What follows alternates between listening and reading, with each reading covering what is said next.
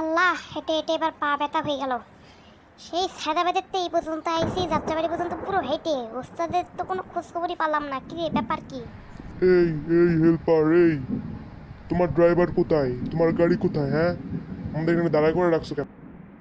আরে হ্যাঁ হ্যাঁ হ্যাঁ, আমাদের ড্রাইভার আছে, গাড়িও আছে। দেন এই যে 1 মিনিট।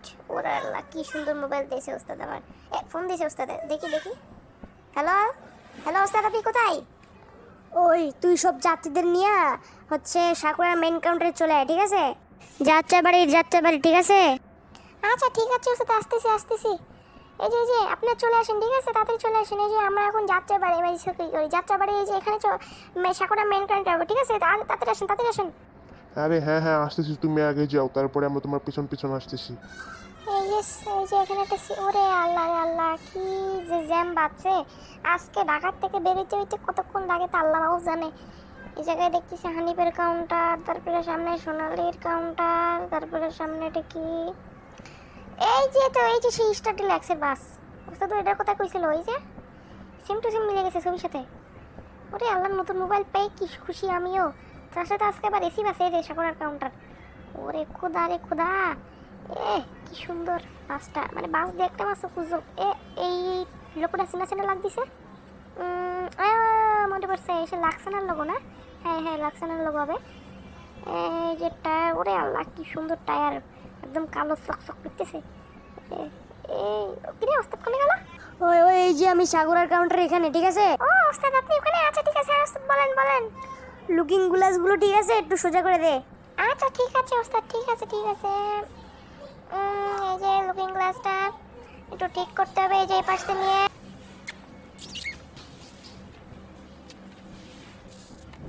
এই তো হয়ে গেছে, এবার এই পাশেরটা করতে হবে। এবার এই যে এবার এই পাশেরটা ঠিক আছে হয়ে গেছে ওস্তাদ, হয়ে গেছে ওস্তাদ, চলে আসেন তাড়াতাড়ি। ও ওস্তাদ ভিতরে ঢুকেও গেছেন? আচ্ছা ঠিক আছে, তাড়াতাড়ি ওঠ তাড়াতাড়ি ওঠ, যাত্রীগুলো দেখ, ঠিক আছে? সব কিছু ঠিক আছে কিনা তাড়াতাড়ি দেখে তাড়াতাড়ি যা। হ্যাঁ ওস্তাদ, সব কিছু ঠিক আছে, সমস্যা নেই। আর হচ্ছে কি বলে, আমি লুকিং গ্লাসগুলো সোজা করছি, ঠিক আছে? আর হচ্ছে গেটটা লাগাই দিই নাকি ওস্তাদ? হ লাগাই দে। এবার একটু হরমোন চেক করি, দেই হয় কিনা। ঠিক আছে, হ্যাঁ ঠিক আছে, মোটামুটি অন, ঠিক আছে। এই যে ঠিক আছে, এবার বেড়ে যায় নাকি? এইবার জ্যাম যে পড়তে আছে আজকে ঢাকায়, বাইরে ভাই আজকে ভালো পরিমাণে মনে হয় জ্যাম পড়ছে। এই যে জ্যাম ডান পাশে, আমরা ওরে আল্লাহ, জ্যাম এনে শেষ হয়ে গেছে। ভয় পেয়ে গেছি বেটা আমি। ভাবছিলাম মনে হয় জ্যাম নেবো, ঢাকাতে বেরোতে মনে হয় রাত হয়ে যাবো নাকি। এমনি তো বেড়ে গেছি, কয়টা বাজে এমন দেখতো? ওস্তাদ এখন বাজে হচ্ছে 2:30, প্রায় 3টা বাজতে গেছে। পৌনে 3টা বাজে। আজকে একটু দেরি হয়ে গেছে মনে হয় না? এই তো স্যার 12 বাজে। এই যে পোস্টগুলোর পরে এই যে জোনাকি মামা, এই জোনাকি মামা 12। ওস্তাদ বুঝলাম না, জোনাকি দিয়ে কি করে? যেমন আজকে আমরা আজকে যশোরের ট্রিপ বাদ দিয়ে বরিশালের ট্রিপে আসলাম, এরকম ওরও মনে ওরকম ট্রিপ বাদ দিয়ে মনে ট্যুরে যাইতেছে আমগো মতন। হ্যাঁ ওস্তাদ হইতে পারে, অনেকদিন পরে মাওয়া হাইওয়েতে আসলাম। রাস্তা হালকা ওরে আল্লাহ, ওস্তাদ কি বাউলি দিলেন ওস্তাদ, আমি পুরো ভয় পেয়ে গেছি গা। আরে আল্লাহ, একটু তাড়াতাড়ি যেতে হবে, কারণ দেরি হয়ে গেছে, বুঝছোস না? দেরি হয়ে গেলে এবার মাঝে যদি আসতে চলে এবার যাত্রীও বকাবকি শুরু করবে, এই জন্য একটু তাড়াতাড়ি যাইতেছি।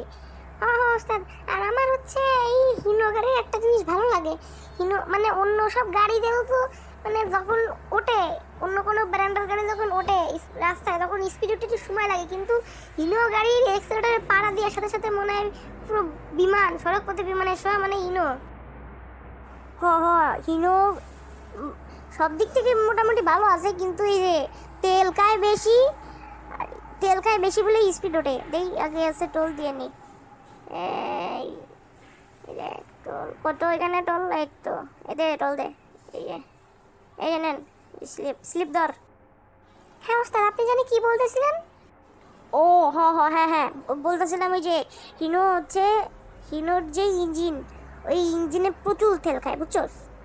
মানে এমন তেল খায় এই জন্য অনেক স্পিড উঠে, তাড়াতাড়ি স্পিড উঠে। অন্য কোনো বাসে কেটে দেখবি, যেমন ইসুজু আইশার এগুলো কিন্তু মানে তেল কম খায়, আবার সাশ্রয়ও, আবার হচ্ছে স্পিড উঠে কম। আবার হিনোর আর একটা ভালো জিনিস কি, হিনো যখন হচ্ছে করে না, মনে কর একটা ইনোভাসের চেসিস কেনার পর প্রায় 10 থেকে 12 বছর ইজিলি চলে যায় চেসিস দিয়ে, কোনো কোনো কোনো প্রবলেমই হয় না, হইলে একটু সার্ভিসিং করা লাগে, তাছাড়া কিছু করা লাগে না। আর দেখবি ভারতীয় বেঞ্জ, আইশার, তারপরে লেলে, টাটা এসব বাসের ক্ষেত্রে দেখবি ওইগুলো মানে প্রচুর পরিমাণে নষ্ট হয়।